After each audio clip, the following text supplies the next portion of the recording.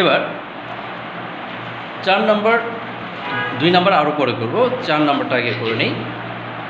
এখন 4 নম্বরে কী বলেছে দেখো, মালিক কর্তৃক, এই যে মালিক কর্তৃক পণ্য উত্তোলন 500 টাকা হিসাবে লেখা হয়নি। তো মালিক কর্তৃক পণ্য উত্তোলন হিসাবে লেখাই হয়নি, মানে টোটালি লেখে নাই। এরকম বোঝা যাচ্ছে না যে হিসাবে লেখা হয় নাই। এমন কি বলছে যে উমুকটা লেখা হয় নাই, যে ক্রয় লেখা হয় নাই বা উত্তোলন লেখা হয় নাই, এইভাবে কি বলছে? ভুলটা কোথায় করেছে? ভুলটা কি করেছে? ওরা হিসাবেই লেখে নাই। যদি হিসাবে না লিখে থাকে তাহলে আমাকে কী করতে হবে? পুরোপুরি লিখতে হবে। তাহলে পুরোপুরি কী লিখতে হবে এখন?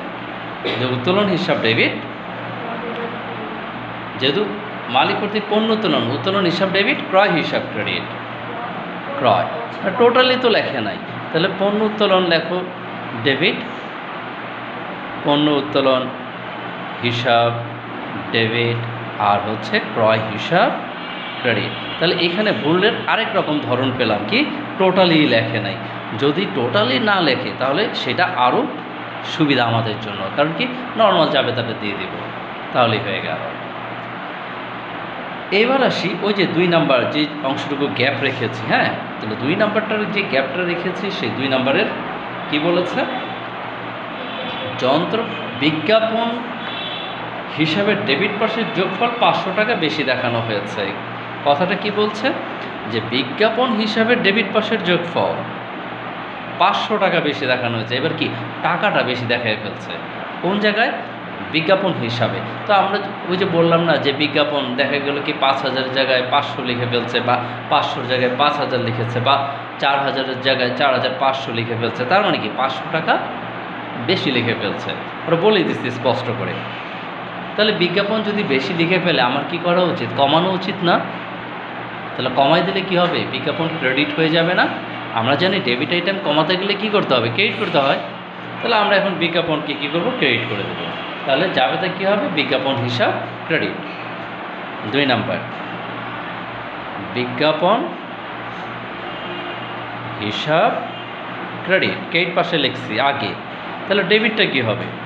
যখন কম বেশি হবে, যখনই অ্যামাউন্ট কম বেশি হবে তখন বুঝবা যে সেখানে অনিশ্চিত হিসাব আসবে। যখন কম বেশি থাকবে, কম লেখা হয়েছে বা বেশি লেখা হয়েছে, তখনই বুঝে যাবা যে সেখানে একটা অনিশ্চিত হিসাব লিখতে হবে। ওই যে রেমিলে আমরা লিখি না অনিশ্চিত হিসাব, এই সকল কারণে অনিশ্চিত হিসাব লিখতে হয়।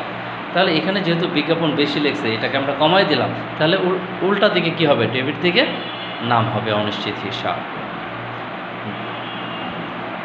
অনিশ্চিত হিসাব ডেবিট কয় টাকা? 500 টাকা।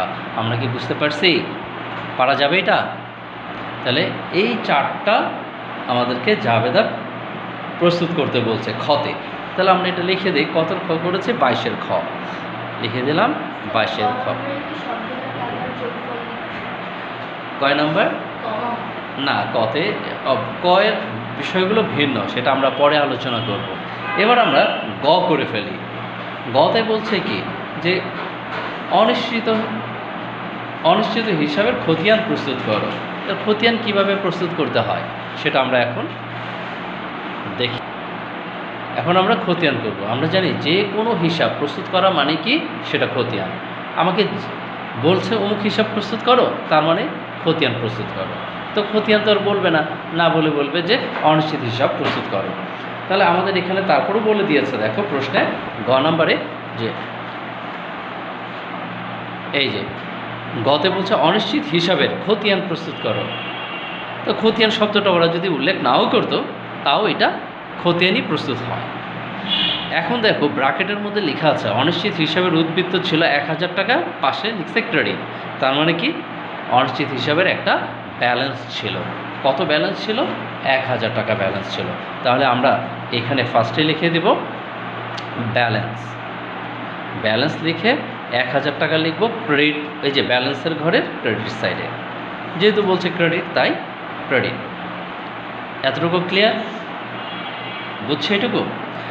এটা তো যা বলছে তা লিখে দিয়েছি। এবার আসো জাবেদার মধ্যে, এই যে আমরা যে এতক্ষণ জাবেদা করলাম খতে, এই পুরো 1, 2, 3, 4 এই 4টার মধ্যে অনিশ্চিত হিসাব আসছে কোনটাতে? 2 নাম্বারে। 2 নম্বরে কী ছিল? অনিশ্চিত হিসাব ডেবিট। কত টাকা? 500 টাকা না? তাহলে আমরা যেহেতু অনিশ্চিত হিসাব প্রস্তুত করছি, অনিশ্চিত হিসাবের ডেবিট ঘর কিন্তু এইটা, ক্রেডিট ঘর এইটা। এখন এই যে ডেবিট ঘর আর এই যে ক্রেডিট ঘর, এই ঘরটা হচ্ছে লেনদেনের ঘর। অর্থাৎ যখনই কোনো জাবেদার প্রস্তুত করব, এগুলো মানে তো লেনদেন। তাহলে এই প্রস্তুত করার সাথে সাথে এই লেনদেনগুলো আমরা রেকর্ড যখনই করলাম, এই লেনদেনের রেকর্ডটা আমাদের এই প্রথম 2 ঘরের যে কোনো এক ঘরে বসবে। ডেবিট হলে ডেবিট ঘরে, ক্রেডিট হলে ক্রেডিট ঘরে বসবে। বুঝাতে পারছি? ওকে। তাহলে আমাদের কোন হিসাব করছি? অনিশ্চিত হিসাব প্রস্তুত করছি। তাহলে আমাকে দেখতে হবে এই যে অনিশ্চিত হিসাব, এটা কি ডেবিট না? যেহেতু এটা ডেবিট, তাই আমরা ডেবিট ঘরে টাকাটা বসালাম 500। বিপরীত নামটা লিখব। এই অনিশ্চিতের বিপরীত নাম কি? বিজ্ঞাপন। বিপরীত নামটা লিখব বিজ্ঞাপন। তাহলে আমরা কি করলাম? যেহেতু অনিশ্চিত হিসাব ডেবিট ছিল, তাই ডেবিটের অ্যামাউন্টটা আমরা অনিশ্চিত হিসাবে ডেবিট ঘরে বসালাম, আর বিপরীত নামটা লিখতে হয় খতিয়ানের নিয়ম অনুযায়ী। এখন আমরা কি করব? এইখানে ছিল ব্যালেন্স কত? 1000। এটা কি ছিল? ক্রেডিট না? এটা তো ডেবিট। আমরা জানি ডেবিট ক্রেডিট করলে কি হয়? মাইনাস হয় না? ডিফারেন্স করতে হয় না? তাহলে এই 1000 টাকা যদি আমরা ডিফারেন্স করি, কত হয়? 500। এখন এই দুইটার মধ্যে অ্যামাউন্ট বড় কোনটা? ক্রেডিটের অ্যামাউন্ট বড়, এই জন্য 500 ক্রেডিট সাইডেই বসবে। কথা বুঝি নাই? 1000 আর 500 এই দুটার যে ডিফারেন্স করলাম 500, এটা বুঝছি? কারণ এটা ক্রেডিট, এটা ডেবিট। ডেবিট ক্রেডিট হলে কি হয়? পার্থক্য করতে হয়। এই জন্য পার্থক্য হবে কত? 500। তাহলে এই 500 টাকা আমি ব্যালেন্সের তো 2টা ঘর আছে, একটা ডেবিট ঘর, একটা ক্রেডিট ঘর। এই 500 টাকা আমি ডেবিট ঘরে কেন বসালাম না? কারণ এই যে 2টা অ্যামাউন্ট, এই 2টা অ্যামাউন্টের মধ্যে বড় কোনটা? ক্রেডিট। এই জন্য আমি ডিফারেন্সটা ক্রেডিট সাইডে বসাচ্ছি। ক্লিয়ার? ওকে। তাহলে আমাদের অনিশ্চিত হিসাব এখানেই শেষ হয়ে গেল। বুঝলাম? তাহলে এখানে কি গেল? খ আর গ গেল, কিন্তু ক আমরা আরও অনেক পরে করব।